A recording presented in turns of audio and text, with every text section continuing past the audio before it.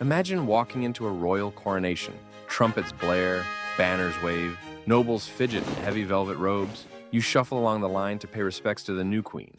Only when you get close do you realize the queen hasn't blinked once. She hasn't moved at all. That's because she's been dead for years. And before you leave the ceremony, you're required to kiss her hand. This isn't Game of Thrones. This is Portugal in the 14th century, and this is the story of the country's one and only zombie queen. Prince Pedro of Portugal wasn't supposed to marry for love. He was supposed to marry for treaties, alliances, and keeping the nobles happy. Instead, he fell for Inês de Castro, a lady-in-waiting, beautiful, ambitious, and to the court, dangerously Spanish. The problem wasn't just romance. Pedro and Inês had children together, and whispers spread through the palace. If she ever became queen, her Castilian relatives might drag Portugal into Spain's orbit.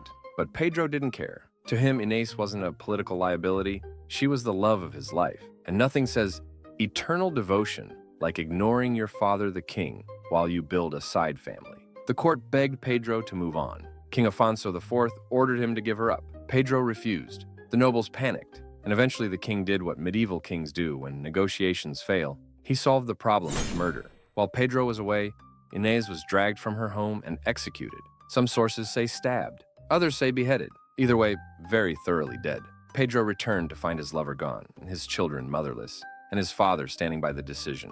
His grief was volcanic. Chroniclers write of days where he barely spoke, wandering like a ghost through his own palace. But grief mixed with royal power has a dangerous half-life.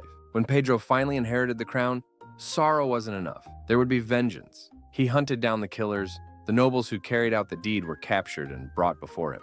Chroniclers claim he had their hearts torn out, one with his own hands, another with a dagger. Was it justice? Was it rage? Or just creative anatomy? Either way, nobody called him soft after that. But vengeance wasn't enough. Pedro declared that Inês had always been his lawful wife, which meant, technically, she had always been queen. How do you prove that? By giving her the grand coronation she never received. So her body was dug up, dressed in royal robes, crowned with jewels, and placed on the throne of Portugal.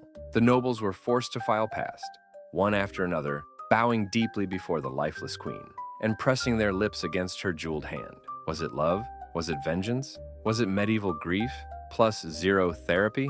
The chroniclers don't mention the smell, but velvet, incense, and denial can only cover so much. From that day forward, Inês de Castro was remembered not just as Pedro's mistress, but as Portugal's queen, the dead queen, the zombie queen. Pedro even made sure the memory would outlast them both. At the monastery of Alcobaça, he commissioned twin tombs carved from massive marble slabs, each decorated with angels, vines, and apocalyptic prophecy. He had them placed head to head, so that when the last judgment arrived, the first thing they'd see would be each other. It was meant as eternal devotion or eternal obsession, depending on how romantic you find "Till Death Do Us Part," being rewritten as "Till Death, Then Also After." Even the tomb carvings joined the drama.